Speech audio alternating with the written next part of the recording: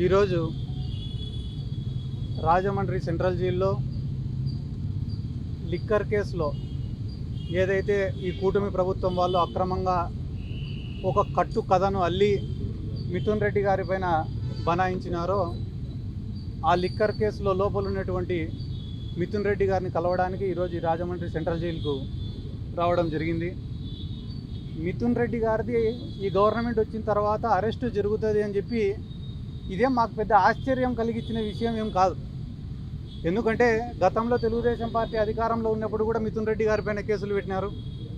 ఆయన విద్యార్థి దశల్లో ఉన్నప్పుడు కూడా ఆయన ఎదుగుదలను ఓర్చలేక కేసులు పెట్టినారు. కానీ ఈరోజు సీన్ కట్ చేస్తే ఈరోజు దేశ రాజకీయాల్లోనే చాలా పెద్ద స్థాయికి ఎదిగిన వ్యక్తి మిథున్ రెడ్డి గారు. అంటే పొలిటికల్గా కావచ్చు, వ్యాపార రీత్యా కావచ్చు, ఆయనకున్న పలుకుబడి రీత్యా కావచ్చు, ఆయనకున్నటువంటి కాంటాక్ట్స్ రీత్యా కావచ్చు, ఇండివిజువల్గానే చాలా టాల్ పొలిటీషియన్.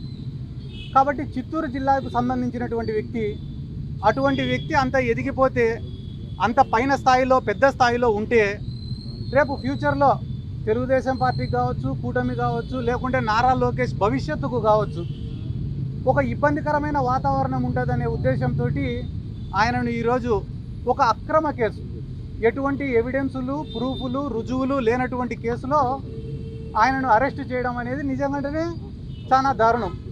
ఒకవేళ మిథున్ రెడ్డి గారు గాన వాళ్ళు ఆరోపిస్తున్నటువంటి ఉద్దేశంలో మంచి వ్యక్తి కాకపోతే ఇంత తెలుగుదేశం పార్టీ గాలిలో, ఇంత కూటమి గాలిలో ఆయన గెలిచింది ఎవరిపైన?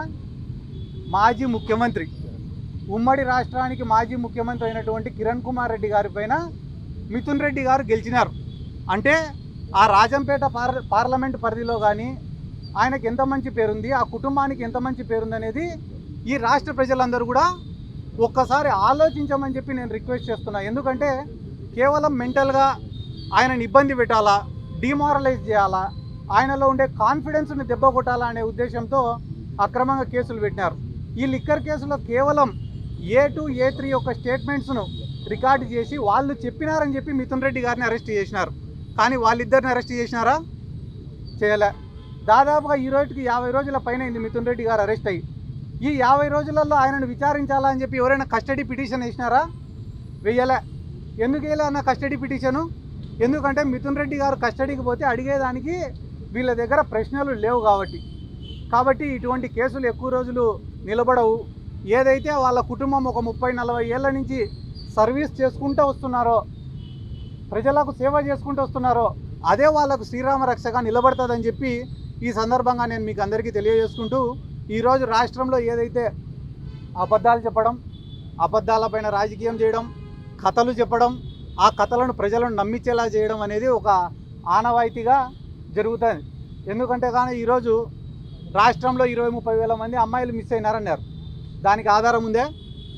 అధికారంలోకి వచ్చినాక ఎవరైనా దాన్ని నిరూపించినారా? ఒక్క మహిళనన్నా తిరిగి తీసుకొచ్చినారా? ఒక్క కంప్లైంట్ అన్నా నమోదు చేసినారా? చేయలే. అయిపోయిన తర్వాత లిక్కర్ వల్ల కల్తీ మద్యం దాగి కొన్ని వందల మంది, వేల మంది హాస్పిటలైజ్ అయ్యి చచ్చిపోయినారని చెప్పినారు. ఎక్కడైనా కూడా లిక్కర్ దాగి, కల్తీ మద్యం దాగి చచ్చిపోయినట్టు రుజువులు ఉన్నాయా? ఒక్క రిపోర్టు, మెడికల్ రిపోర్ట్ అన్నది ఇచ్చినారా? దానిపైన కేసు నమోదైందా? సోషల్ మీడియాలో పోస్ట్ పెడితే కేసులు నమోదు చేస్తున్నారే. మళ్ళీ ఇల్లీగల్ మద్యం దాగి కొన్ని వేల మంది హాస్పిటలైజ్ అయితే దానిపైన ఒక కేసు కూడా నమోదు కాదా? కావు. ఎందుకంటే అధికారంలోకి రావడానికి, సీఎం కుర్చీలో కూర్చునేదానికి మాత్రమే ఈ ఆరోపణలు అనేటివి పనికొస్తాయి. దానికి బెస్ట్ ఉదాహరణ ఏమరా అంటే మా జిల్లాలో ప్రీతిబాయ్ అనే అమ్మాయి, ఆ అమ్మాయి చావుని రాజకీయంగా వాడుకున్నారు. నిన్ననే మన డిప్యూటీ సీఎం గారు కూడా ఏం మాట్లాడినారు సార్? మీకు అందరూ మీడియా వాళ్ళు మీరే చెప్పాలి ఏం మాట్లాడినాడు ఆయన. గత ప్రభుత్వాలు ఆధారాలు చెరిపేసినాయంట, దానికి నేనేం చేస్తా అంటాడు ఆయన. ఏ ప్రభుత్వంలో జరిగిపోయినాయి? ఏదన్నా ఒక క్రైమ్ జరిగితే క్రైమ్ సీన్ అనేది ఒకటి ఉంటుంది, పంచనామా అనేది ఒకటి ఉంటుంది, పోస్ట్ మార్టం అనేది ఒకటి ఉంటుంది, ఇన్వెస్టిగేషన్ అనేది ఒకటి ఉంటుంది. ఇవన్నీ ఏ పీరియడ్లో జరిగినాయి? తెలుగుదేశం పార్టీ అధికారంలో ఉన్నప్పుడు జరిగినాయి. డిఎన్ఏలు మార్చేసినారట. ఒకవేళ మారిస్తే ఎవరు మార్చిండాలా సార్? ఆ రోజు తెలుగుదేశం పార్టీ అధికారంలో ఉంది కాబట్టి వాళ్ళు మార్చిండాల. పవన్ కళ్యాణ్ గారికి నా యొక్క రిక్వెస్ట్ ఏమంటే, సార్ మీడియా సమక్షంగా మిమ్మల్ని రిక్వెస్ట్ చేస్తున్నా, ప్రీతిబాయ్ మర్డర్ కేసులో వాళ్ళ తల్లి, వాళ్ళ తండ్రి ఆరోపిస్తుండేది ఎవరి గురించో తెలుసా సార్? తెలుగుదేశం పార్టీ నాయకుల గురించి. మీరు ప్రశ్నిస్తే వాళ్ళని ప్రశ్నించండి, కానీ గత ప్రభుత్వాలని చెప్పి వైసీపీనో కాంగ్రెస్ పైనో ఈ నెపం నెట్టే ప్రయత్నం చెయ్యొద్దు. లేదా ఓపెన్గా నేను చంద్రబాబు నాయుడికి సరెండర్ అయినా కాబట్టి నేను ప్రశ్నించలేననేదన్నా చెప్పేస్తే మేమన్నా కొంచెం ఈ రాష్ట్రంలో సంతోషంగా ఉంటామని చెప్పి ఈ సందర్భంగా నేను తెలియజేసుకుంటూ, ఈరోజు రాజమండ్రికి రావడానికి ముఖ్యమైన కారణం మా మిథున్ రెడ్డి గారు ఆర్థికంగా కానీ, ఆపదలో ఉన్న వాళ్ళకు కానీ, వ్యక్తిగతంగా కానీ, ఉద్యోగాలు ఇచ్చే విషయంలో కానీ, పొలిటికల్గా కానీ కొన్ని వందల మందికి, వేల మందికి సహాయపడినారు, ఉపయోగపడినారు. అటువంటి వ్యక్తులకు, పార్టీ కోసం అంత కష్టం చేసినటువంటి వ్యక్తులకు, జగన్మోహన్ రెడ్డి గారికి అంత నమ్మకంగా నిలబడిన వ్యక్తులకు, అంటే కష్టాలలో అధికారంలో ఉన్నప్పుడు అన్ని వేళలా కూడా అండగా ఉన్నటువంటి వ్యక్తులకు మా వంతు మద్దతు ఎప్పుడు ఎల్లప్పుడూ ఉంటుందని తెలియజేయడానికే ఈరోజు ఈ రాజమండ్రికి కూడా రావడం జరిగింది. ఈరోజు మాకు ఇక్కడికి రావడానికి మరొక ముఖ్య కారణమైన గణేష్ గారికి కూడా నా ప్రత్యేక ధన్యవాదాలు తెలుపుతున్నాను.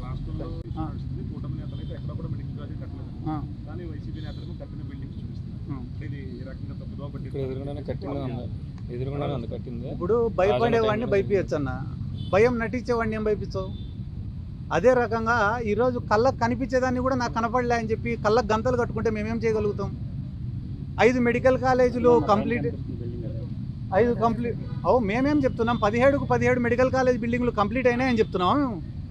17 శాంక్షన్ చేయించుకున్నాము, దాంట్లో 5 నిర్మాణం పూర్తయినాయి, క్లాసెస్ స్టార్ట్ అయినాయి, మిగతా వాటికి కూడా కన్స్ట్రక్షన్ ఆన్గోయింగ్లో ఉందని చెప్పి చెప్తున్నాం. వాటిని ప్రైవేటీకరణ చేయొద్దండి, ప్రభుత్వం తరపున ఆస్తులు అట్లనే కంటిన్యూ చేయండి అని అడుగుతున్నాం. ఇది ఎంతవరకు న్యాయము? కంప్లీట్ అయిన వాటిని చూపించకుండా కన్స్ట్రక్షన్లో ఉండే వాళ్ళ దగ్గరికి పోయి పూర్తి కాలే అనడం ఎంతవరకు న్యాయం? పీపీపీ మోడ్ అనేది గొప్ప విధానం అని ఆయన ఆలోచిస్తున్నారు. ఆయన అమరావతి గురించి కూడా చాలా గొప్పగా చెప్తాడు, కానీ ఒక ఇటుక పెట్టాలి ఈ రోజు వరకు. ఇటుకల గురించి మాట్లాడితే మనము మెడికల్ కాలేజీలో ఇటుకలు కాదు, అమరావతిలో ఏమి ఇటుక పెట్టినావు, ఏడ పెట్టినావు, నీళ్ళల్లో పెట్టినావా, బయట పెట్టినావా? ప్రతి సంవత్సరం వర్షాలు పడను, డీవాటరింగ్కి 100 కోట్లు ఎత్తాను, ప్రతి సంవత్సరం కంప చెట్లు మొలసను, అవి కొట్టనీకే 100 కోట్లు ఎత్తాను. ఎత్తడమే పనిగా పెట్టుకునే వాళ్ళు కూడా మా జగన్ సార్ గురించి మాట్లాడుతేటన్నా. ఇంతమంది విలేకరులు ఉన్నారు కదా, మీ అందరి సమక్షంలో ఒక ప్రశ్న అడుగుతాను నేను. తెలుగుదేశం వాళ్ళు ఈ 15 నెలలు 16 నెలల్లో ఒక్క పని చేసినారా? ఒక్క పని, ఏదైనా ఒక్క పని చేసితే మీరు చెప్పండి. నేను మిమ్మల్ని అడుగుతాను, ఒక పని అడుగుతాను, ఏమైనా చేసినారా అని. ఏంది ఏందన్నా? ఎవనబ్బా సొమ్ము ఇచ్చినారన్నా? ఎవనబ్బా సొమ్ము ఇచ్చినాడు? ఎవడి జోబులో నుంచి తీసి ఇచ్చినారు? I'm sorry to say this. నేను ఆ మాట మాట్లాడకూడదు, కానీ ఎందుకు మాట్లాడినా అంటే మా జగన్ సార్ సంక్షేమ పథకాలు ఇచ్చినప్పుడు జోబులో నుంచి తీసి ఇచ్చినాడా అని అడిగినారు. ఇప్పుడు వాళ్ళు పెన్షన్లు కానీ, తల్లికి వందనం కానీ, అదేదో 20,000 ఇస్తామని చెప్పి 5,000 ఇచ్చిన అన్నదాత సుఖీభవ కానీ ఎవడైనా సొంత జోబులో నుంచి ఇచ్చినాడా? పొరపాటున సొంత జోబులో నుంచి ఇచ్చిందంటే మేము రాజకీయం సాధించుకుంటాం. తల్లికి వందనం అనే పథకం మీరు ఇచ్చి రాష్ట్రం అంతా డబ్బాలు కొట్టుకుంటా hit, success, super 6, super hit అని చెప్పుకుంటారే. అసలు తల్లికి వందనం అనే ఆలోచన, అమ్మఒడి అనే ఆలోచన చేసిన మా జగన్ సార్ గురించి మేమెంత గట్టిగా చెప్పుకోవాలా, మేమెంత గొప్పగా చెప్పుకోవాలా? చేసుకుంటారన్న, చేసుకునే దానికి ఏమని చెప్పు. యువత తరపున వైసీపీ యువజన విభాగం నుంచి ఎలాంటి పోరాటం ఉండదు, ఎందుకంటే 20 లక్షల ఉద్యోగాలు ఇస్తారన్నారు. అలాగే యువతకు సంబంధించిన ప్రతిపాదనలు చేస్తారని.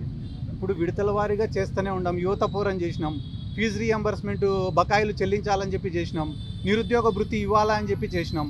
ఆల్రెడీ మనం ఏవైతే రేషన్ ట్రక్కులకు డ్రైవర్లు ఉన్నారో వాళ్ళందరినీ తీసేసినారో దానిపైన ఉద్యమం చేసినాం. వాలంటీర్లకు 10,000 రూపాయలు జీతం ఇస్తామని చెప్పి దాదాపుగా 2,50,000 మంది పుట్టగొట్టినారు. ఈరోజు వాళ్ళకు సకాలంలో సచివాలయ ఉద్యోగులకు జీతాలు ఇవ్వకుండా వాళ్ళని ఇబ్బంది పెడుతున్నారు. ఇప్పుడు అంశాల వారీగా ఒక్కొక్క అంశాన్ని తీసుకొని యువతలోకి పోతున్నాం. రానున్న రోజుల్లో ఈ నిరుద్యోగ సమస్య పైన కూడా పెద్ద ఎత్తున ఉద్యమం చేపడుతుంది.